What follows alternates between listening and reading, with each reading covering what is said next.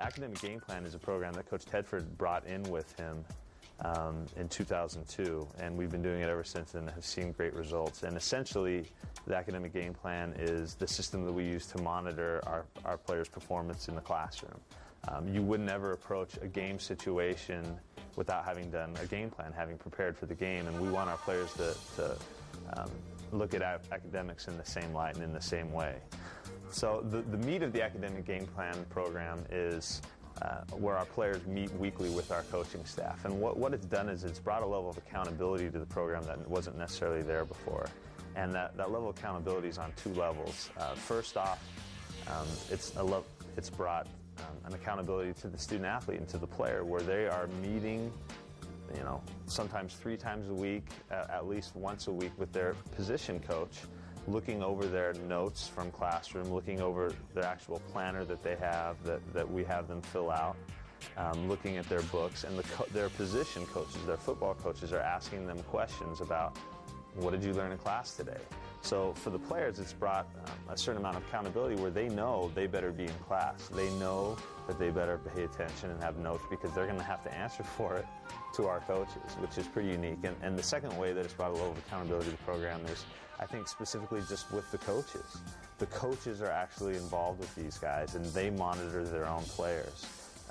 The players are given a calendar for the year, the academic year, and we ask them to fill it out daily and weekly with when their assignments are due, when they have tests, finals, whatever it is. They fill it out in the planner. They fill out the planner each night and each week, what they're working on. Many coaches have them fill out a food chart, what they're eating as well. That's all kind of on the side. And then we require them to get a certain number of study hours each week, study hours on their own and also with tutors. I mean, obviously, the easiest measuring stick is their grades. For example, last fall, in the fall of 2005, at the end of that semester, we didn't have anyone on academic probation. That was something that was so unique and we were so excited about and proud of. I don't know when the last time that happened here at Cal, and you rarely see that across the country, to have a team of 110 plus players and have no one on probation. So that was something that we were very proud of, and we have seen our team GPA rise and personal GPAs rise for each player.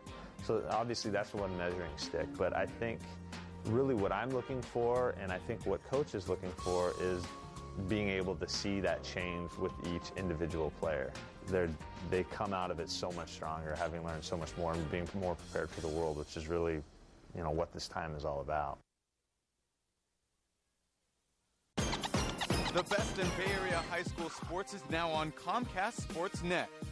Cal High Sports Bay Area is expanding to 1 hour to bring you even more of the best high school sports in the Bay Area. Join Robert Bronstein and Amy Calderon every Monday night at 7 to check out what happened in the Bay Area. From featured stories to game highlights, monster games, and plays of the week, Cal High Sports has it covered. Cal High Sports, the best in Bay Area high school sports.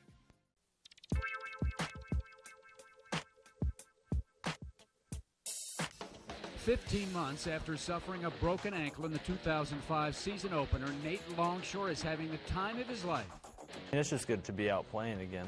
It was, so long before I could compete and even just practice with the guys, so it was just exciting to get back out there and, play football again. But just because he played in only a quarter and a half last season, it was not a totally lost year. By watching from the sidelines, Longshore was able to digest some of the nuances of the game. When you're a step back a little bit and you don't have to be playing and you're not in the everyday grind of everything, you can look back and understand the schemes and why things are done at certain points in the game and why maybe they're saved for later times. And now the 6'5", 233-pounder is putting those lessons to good use. Thanks to a blistering first half of the season, Longshore was recently named Honorable Mention All-Pac-10. He entered the final weekend of the season, second in the conference in passing touchdowns and second in passing efficiency. Part of that is Longshore's personal development, and another is the offense under head coach Jeff Tedford and offensive coordinator Mike Dunbar, who has installed portions of the spread, in which Longshore is in the shotgun more than directly under center. I personally don't have a preference. Drop back or shotgun, instead of being able to have my eyes up under center, I might have to look for the ball for a split second, but other than that, it's really the same. It's the same concept, it's the same technique. The Bears are averaging over 32 points a game. Longshore's the featured actor, something quite appropriate for a movie buff. When it comes time to watching the big screen, comedy and sports are the main attractions. I have to go with a classic and just say Rudy. Rudy and Remember the Titans are right up there. Hoosiers wasn't bad either, so I like those underdog comeback stories. The bowl game will complete Chapter 1 of the Longshore comeback story. The good news for Cal fans is that because he's only a sophomore, there should be 2 pretty good sequels in the years ahead. Welcome back to the Cal Sports Report on the Bank of the West post-game report. Joining us now is head coach Jeff Tedford. Congratulations on the win, 5-0 in the big games. You keep the axe again, and you send your seniors out of Memorial Stadium on a winning note. Yeah, very proud of these seniors. It was an emotional day in the tunnel.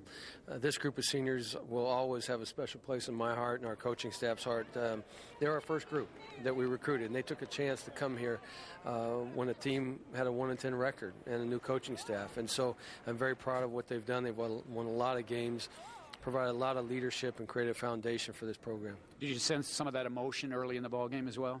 Yeah, no question about it. Coming out of the tunnel, they were emotional, and I've always been very proud of what these guys have done, and it's just great to see that they're going to leave here undefeated in their senior year at home, and retain the axe for the 5th straight time. A couple of obviously interesting plays in this one in the first half with the wind, and that was a big factor, I thought, in today's game. You called upon Tom Schneider to attempt a 55-yard field goal, which tied the Cal record. And darn if the thing didn't just squeeze over the goalpost.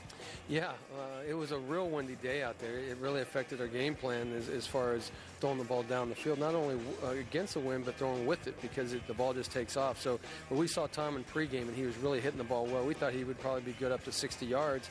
And oddly enough, he didn't really even hit that 55-yarder as solid as he could, but just enough to get it over.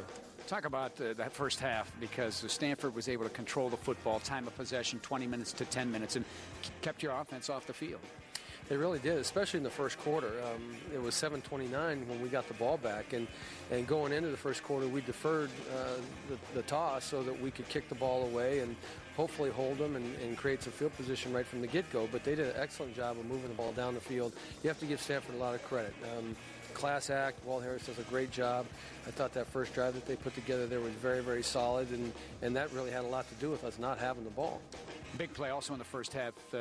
Zach gets the sack and the fumble, and Sidquan Thompson picks it up and races into the end zone. I mean, that was a big play, and it gave you a little cushion right then. Yeah, no question. I thought Zach played a great game.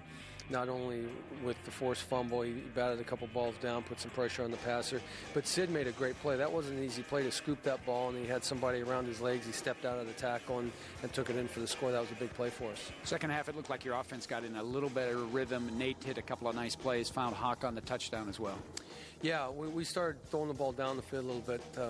We're a little concerned with the wind early, but I thought Nate really did a nice job of throwing the ball into the wind with some of those balls that were down the field. And Hawk did a nice job of getting a release at the line of scrimmage and get down the middle of the field. So I thought Nate played real well, and Deshaun obviously had 7 catches and made some big plays as well. Talk about the importance to your team and your football program that, again, you go undefeated at home the second time in 3 years. You've got 9 wins now, hopefully a 10th win in the Holiday Bowl against Texas A&M. Yeah, it's always nice to win all your home games. I really appreciate what the fans have brought for us this year. They've really created a home field advantage for us, so I really appreciate all their support. To have an opportunity to win 10 games in a season is a good feat, and we're going to work hard to do that. And it'd be great to have another 10-win season. And for the second time in 3 years, you go down to the Holiday Bowl, maybe on a little different note than you did 2 years ago. Yeah, there's no question about that. There was a lot of things swirling around the last time that we went, a lot of disappointment about the Rose Bowl, and very, very difficult to be motivated for some of our players at that time. But totally different circumstances now. We're very, very happy to be there. Our players will be excited, and they do a great job in San Diego putting the game on, so we're excited about it. All right, well, have a good couple of weeks, nice holiday, and we'll see you in San Diego. Thank you, you too. All right, head coach Jeff Tedford on the Bank of the West post-game report. So for the coach, I'm Todd McKim. Thank you very much for joining us. The Bears make it 5 straight over Stanford. They keep the axe and head to San Diego with a chance for the 10th win. Until then, so long, everybody. This